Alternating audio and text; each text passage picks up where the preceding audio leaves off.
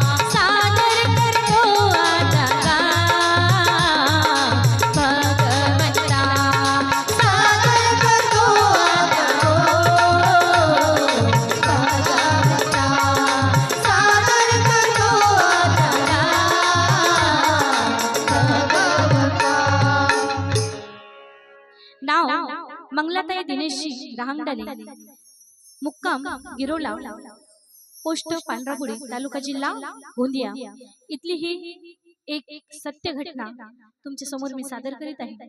मंगलाबाई हे दिवस धान पेरणीचे होते आणि मंगलाताई रहांगडले आपल्या परिवारासोबत शेतामध्ये गेले।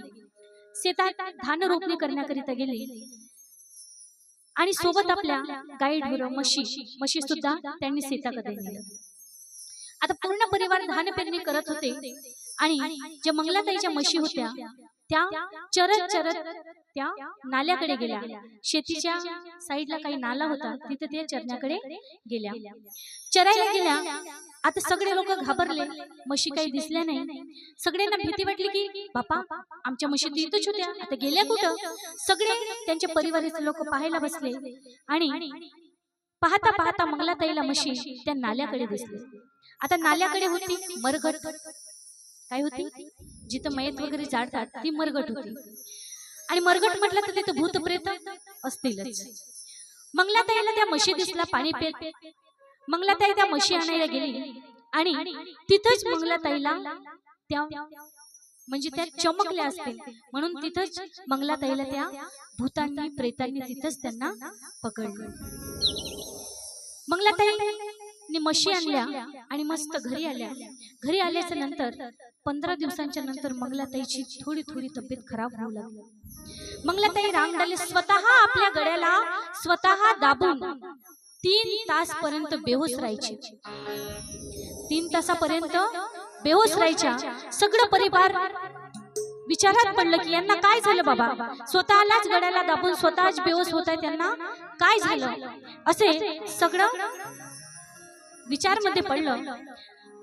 आणि मंगलाताईचे जेव्हा पल्स होते ते खूप कमी कमी होत होते, तेव्हा त्यांच्या परिवाराने डॉक्टरांना बोलवलं आणि डॉक्टरांनी पल्स वगैरे चेक केला.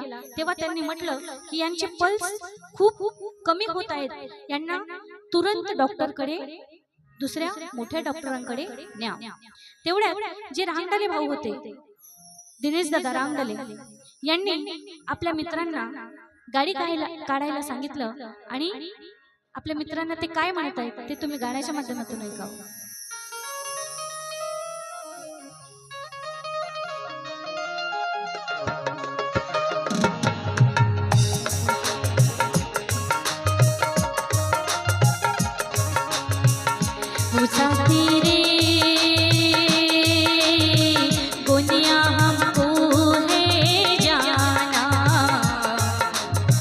गोंदिया हमको है जाना,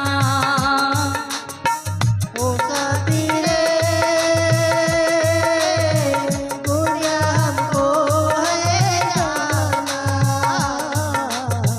गोंदिया हमको है जाना, ओ साथी रे गोंदिया हमको है जाना, गोंदिया हमको है जाना, ओ साथी रे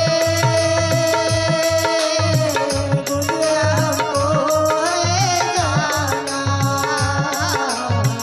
गोंदिया हमको है जाना। गाड़ी जल्दी लाओ दोस्तों को बुलाओ, जाना है दवाखाना, गोंदिया हमको है जाना, गोंदिया हमको है जाना, ओ साथी रे गोंदिया हमको है जाना, गोंदिया हमको है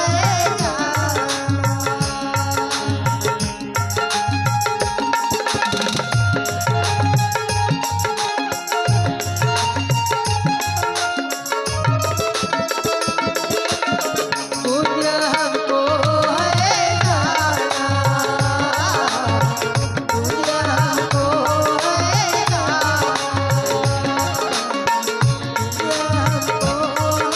जाना। तेव्हा दिनेश भाऊ रांगडाले आपल्या मित्रांना बोलले की गाडी आणा बाबा, आपल्याला आता गोंदियाला यांना न्यायचे आहे. त्यांच्या मित्रांनी गाडी केलं, सगळं केलं आणि ते नर्सिंग होम कोलतेबाई नर्सिंग होम गोंदियाला इथं त्या मंगलाताईला आणलं.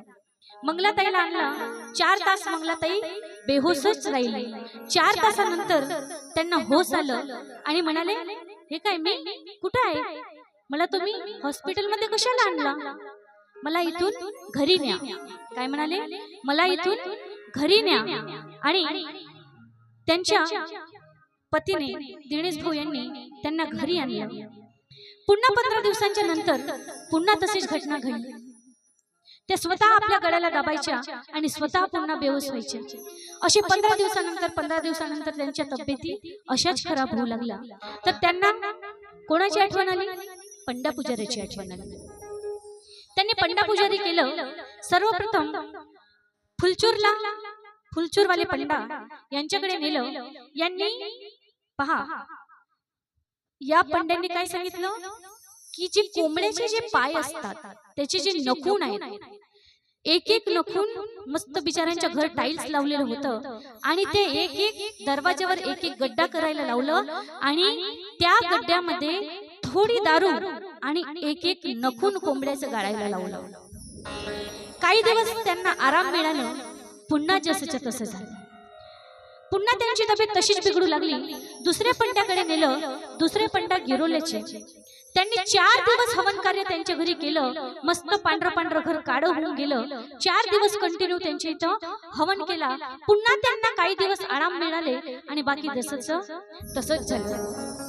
त्यानंतर तिसरा पंडा हेरडामालीचे पुजारी, त्यांनी पण 8 दिवसापर्यंत कितीतरी दिवे 21 वेळेचे, 42 वेळेचे, 51 वेळेसच्या दिवा ओवाळून सेनीत गावच्या तळावर फेकायला लावलं. त्यांनी सुद्धा काही थोडा वेळ आराम मिळालं आणि पुन्हा मंगलाताईची तब्येत तशीच बिघडू लागली. पूर्ण परिवार विचारात पडलं की हे काय होत आहे यांच्याशी.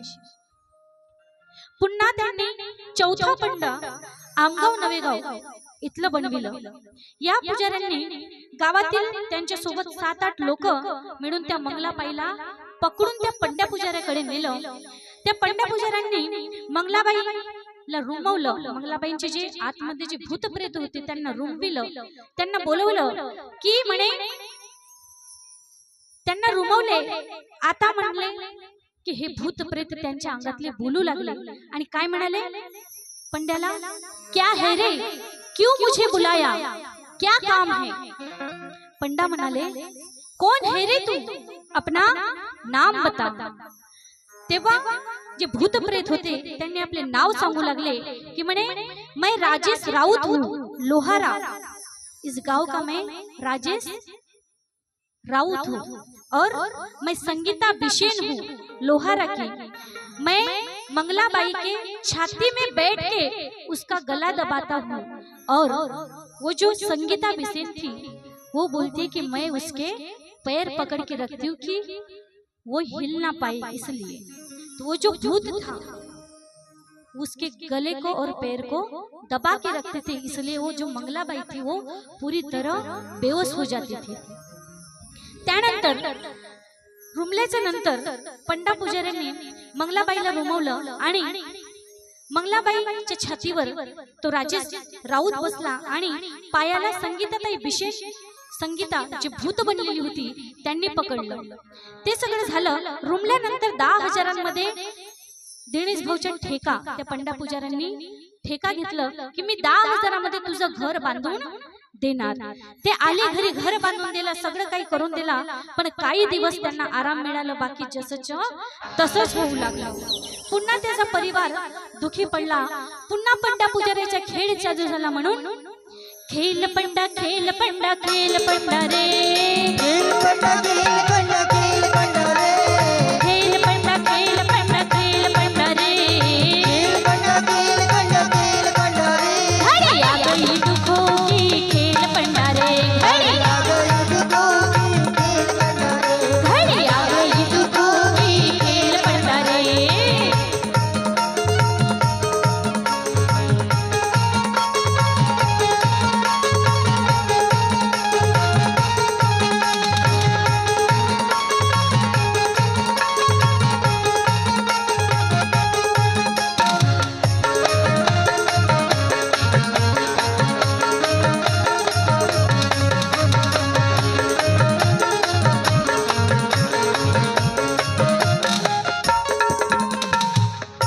असं करून पूर्ण परिवार विचारात पडलं. मंगलाताई यांचे 4 वर्षाचा मुलगा आणि 3 वर्षाची मुलगी होती. बिचारे आपल्या आईला बघून धड धड रडू लागले आणि औषधी न आणि डॉक्टरांच्या औषधीने सुद्धा मंगलाताईचा आराम झालं नाही आणि पंडा पुजारीने सुद्धा आराम झालं नाही. दिनेश दादा राऊत हे कितीतरी पंडा पुजाऱ्यांकडे गेलं, कितीतरी डॉक्टरांकडे गेलं, पण त्यांना सुख समाधानी मिळाले नाही. काही इशू प्रभू मध्ये गेले, तर काही जे असतात पंडा पुजारी आणि कृष्णपंथी या मार्गाकडे पण गेले, पण त्यांना काही आराम मिळालं नाही. तेवढ्यात जे मंगलाताईचे जे मुलं बाळ होते आईच्या ममतेसाठी खूप रडत होते। आता 4 वर्षाची आणि 3 वर्षाची मुलं मुली आपल्या आई वडिलांसाठी रडतातच, कारण त्यांना त्यांची माया असते, त्यांचं प्रेम त्या वेळेवर त्यांना आवश्यकता असते। म्हणून दिनेश भाऊ यांचे मुलं मुली खूप रडू लागले आईच्या ममतेसाठी। हे सगळं पाहून दिनेश दादाला खूप वाईट वाटलं। त्यांना विचार पडलं की माझ्या पत्नीला काही झालं तर माझ्या मुलाबाळांचं कोण करणार, कोण माझ्या मुलाबाळांना सांभाळणार, असे बोलून दिनेश दादा सुद्धा थोडं नर्वस झाले। तेव्हा मायेच्या ममतेसाठी त्रस्त झालेले हे होते ते मुलं, मंगलाताईची मुलगी हे आपल्या आईला काय म्हणत आहे।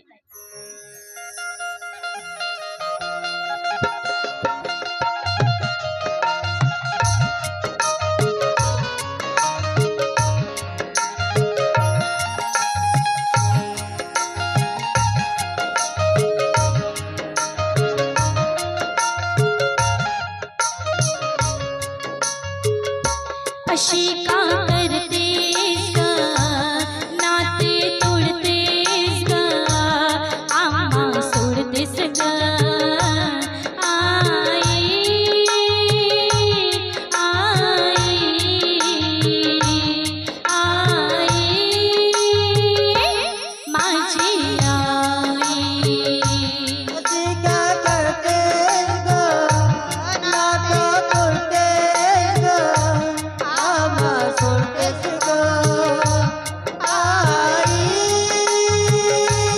आई, आई, माझी आई। अशी का करतेस ग, नाते तोडतेस ग, आम्हा सोडतेस ग आई, आई, आई, माझी आई। अशी का करतेस ग, नातं तोडतेस ग, आम्हा सोडतेस ग आई, आई, आई, माझी आई, माझी आई।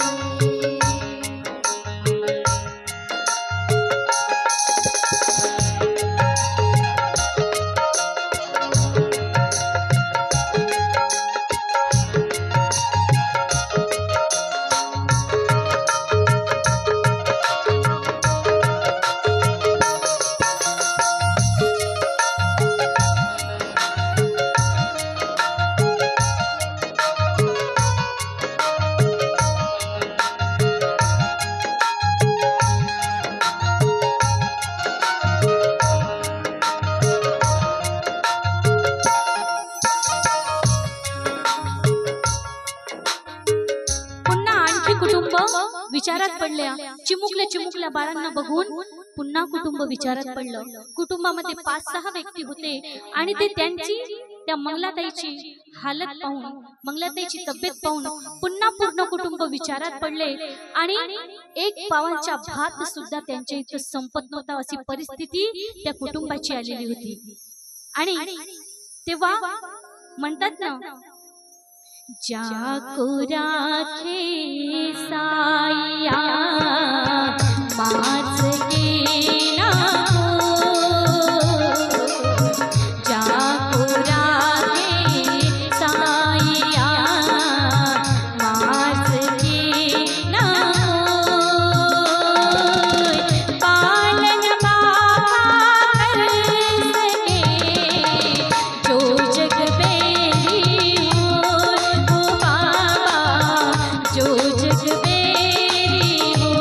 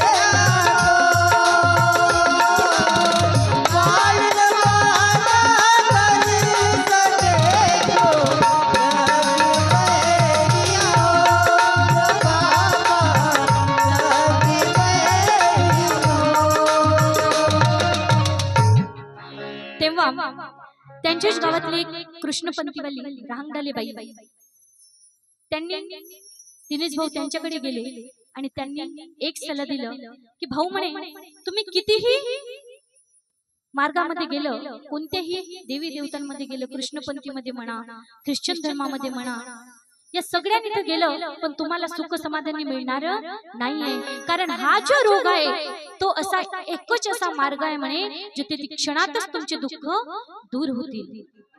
अनेक वाल्या ताईंनी सांगितलं, कृष्णपंथीवाल्या बाईने सांगितलं की म्हणे दादा म्हणे तुझ्या इथले हे जे भूत प्रेत आहेत आणि तुझ्या इथले हे जे दुःख आहेत म्हणे हे कोणत्याही देवी देवता जवळ दूर होणार नाही. फक्त आणि फक्त असा एकच मार्ग आहे म्हणे जे तिथं गेल्याच्या नंतर तुझे दुःख क्षणातच दूर होतील म्हणे. तो मार्ग आहे म्हणे फक्त आणि फक्त परमात्मा हाच असा मार्ग आहे दादा म्हणे जे तुझे दुःख त्या मार्गात गेल्याच्या नंतर क्षणातच दूर होतील.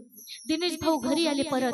पूर्ण आपल्या कुटुंबांना, आपल्या काका बाबा सगळ्यांना एका जागेवर बोलविलं, एका ठिकाणी बोलविलं आणि सगळ्यांचे सल्ला विचार केलं की म्हणे मी या मार्गात जाऊ का, मला या मार्गात जायचं आहे कारण माझ्या पत्नीची तब्येत खूप बिघडलेली आहे. तर त्यांचे जे काका बाबा होते त्यांनी होकार दिलं, हो म्हणे तुला जिथं सुख समाधानी मिळत आहे तू तिथं जाऊ शकते रे बाबा, असं त्यांच्या परिवारांनी सुद्धा म्हटलं. परिवाराचा साथ होता म्हणून राहंगडाले भाऊ गावातील बाबूजी कटरे, मार्गाचे सेवक बाबूजी कटरे आणि लालचंदजी राहंगडाले बाबांचे सेवक यांच्याशी विचार घेतलं, विचारपूस केलं आणि मार्गदर्शक काकाजी श्रीचंदजी काटेवार यांच्या निवासस्थानी गेले. यांच्या निवासस्थानी गेले, सगळं दुःख सांगितलं, सगळं सांगितलं आणि काकाजीने त्यांना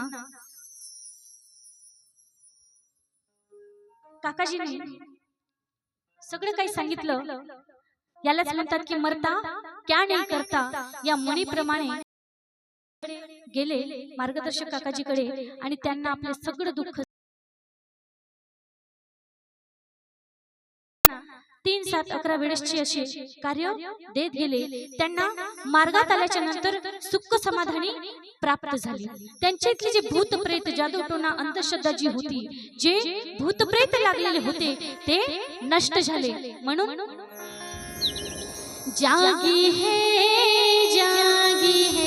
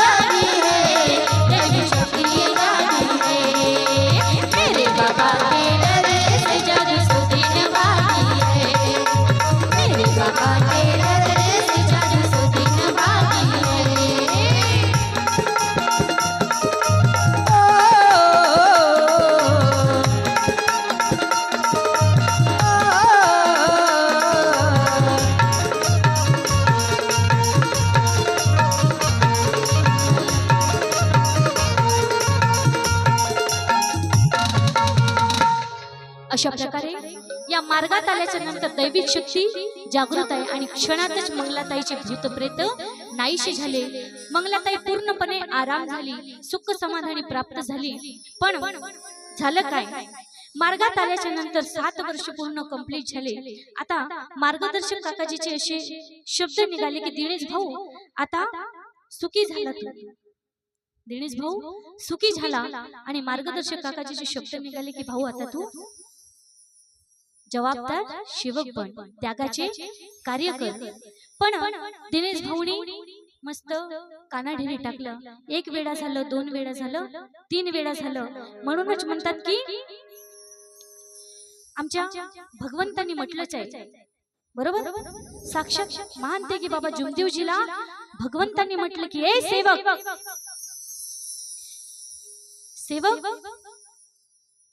भले ही तूने मुझे प्राप्त किया, भले ही तूने मुझे प्राप्त किया, लेकिन मैं मानव पे कदापि विश्वास नहीं करता. उनमें से ही तू एक मानव है म्हटलं होतं की नाही. म्हणून आम्ही आहोत बेईमान. दिनेश दादांनी मस्त कानाढेरी केली आणि मस्त चालू लागला. 2 वेळा झालं, 3 वेळा झालं, शब्द निघाले. पण दिनेश भाऊनी ते त्यागाचे कार्य केले नाही. पुन्हा झालं काय, आणि फक्त आपली हार्डवेअरची दुकान चालवतात खरं. म्हणून झालं काय, दुख में सुमरन सब करे, सुख में करे ना कोई. दुख में सुमरन सब करे, सुख में करे ना कोई. जो सुख में सुमरन करे, वो दुख काहे होय ओ बाबा, तो दुख काहे होय.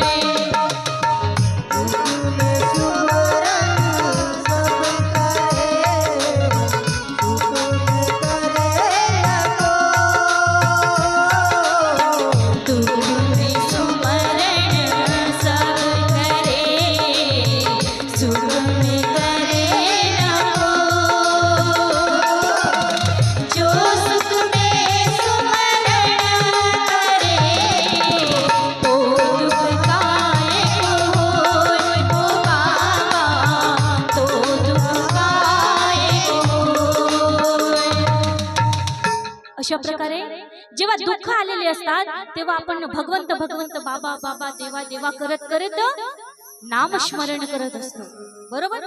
पण जेव्हा सुख आपल्याला सुख समाधानी प्राप्त होते तेव्हा कुठलं देव आणि कुठलं काय मस्त आपल्या खुशीमध्ये आपण मग्न असतो. पण आम्ही नाही बघत, पण भगवंताला तर सगळंच दिसत आहे ना बरोबर. म्हणून जेव्हा दुःख असते तेव्हाही भगवंताचे नामस्मरण करा, आणि जेव्हा सुख आले तेव्हाही भगवंताचे नामस्मरण करा. जेव्हा सुख दुःखात दोन्ही ठिकाणी जेव्हा भगवंताचे नामस्मरण कराल तेव्हा दुःख तर येणारच नाही ना बरोबर. म्हणून झालं काय, दिनेश दादाचा मुलगा नैतिक रहांगडाले यांची पुन्हा तब्येत बिघडली. बघा सुख मिळाले, काय झालं,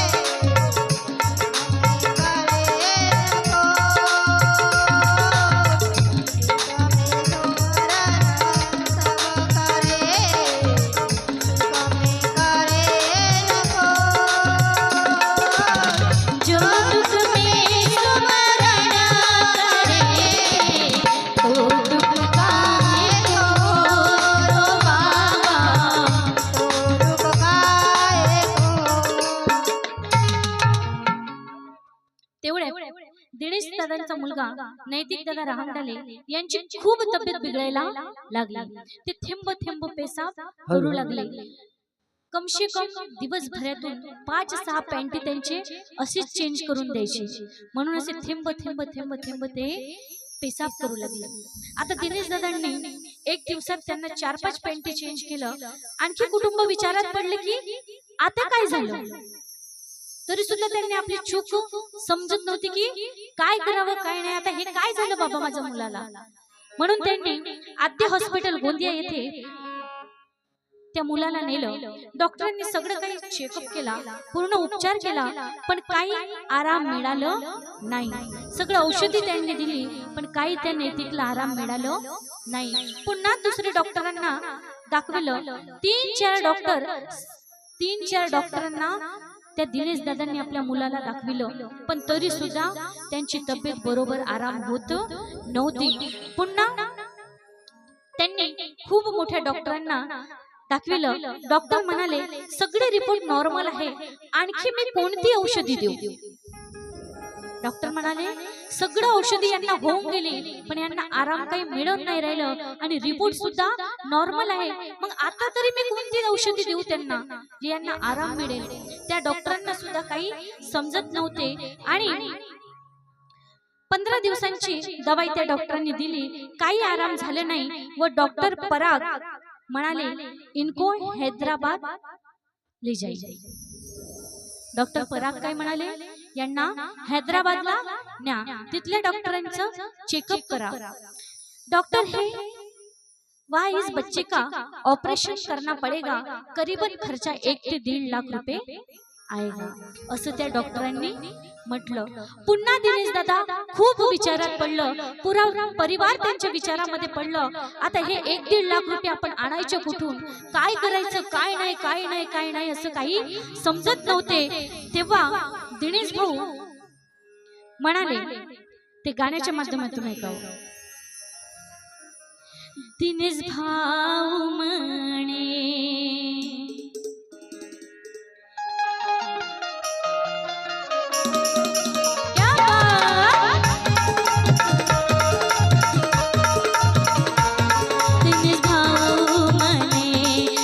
करावा संसार.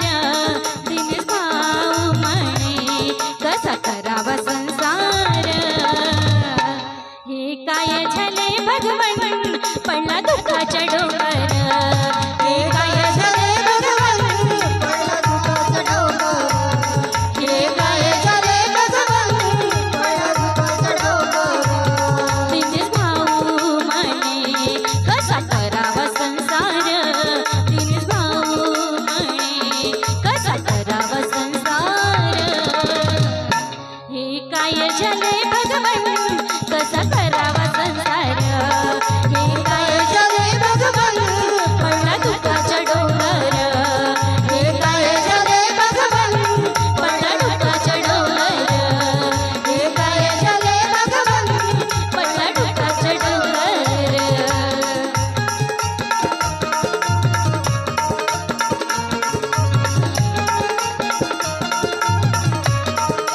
जय हो.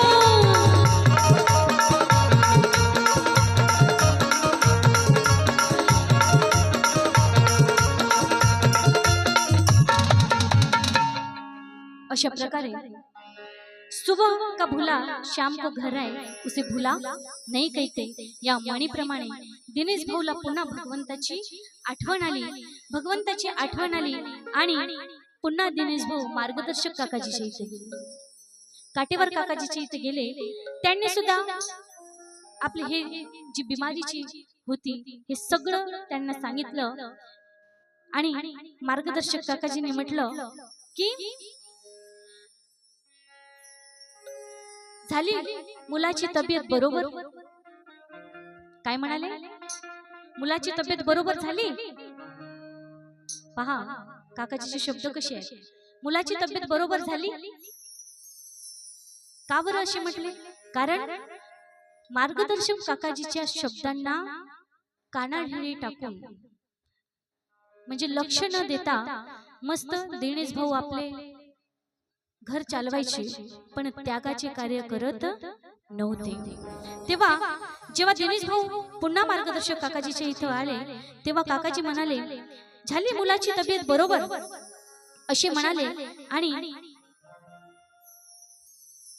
आणि दिनेश भाऊ म्हणाले की काकाजी आमची चूक झाली, आम्हाला क्षमा करा. असे दिनेश भाऊ रांगडले म्हणाले. मार्गदर्शक म्हणाले, 2 वेळा तुम्ही शब्दाला तोडल्या, एका भगवंताचे कार्य केले नाही म्हणून तुम्हाला पुन्हा दुःख आले.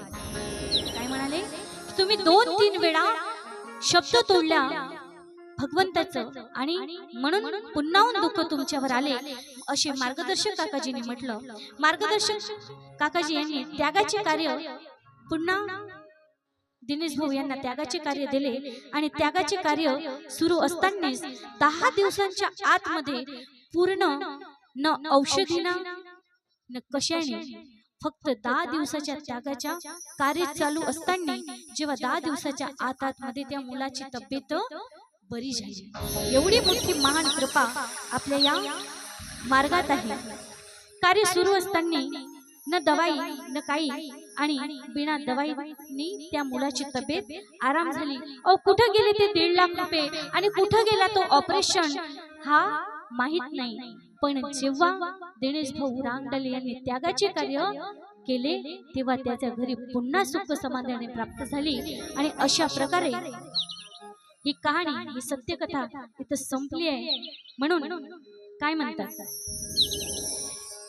बाबा मेरे साथ है तो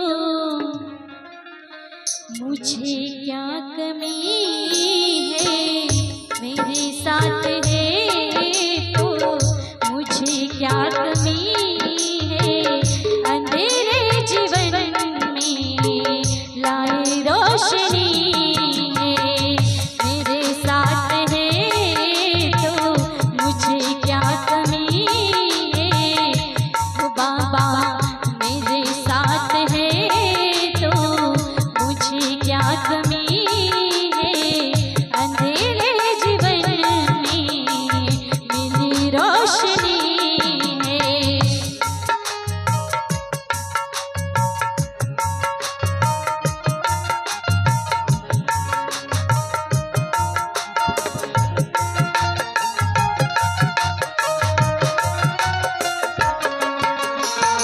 तेरा साथ है तो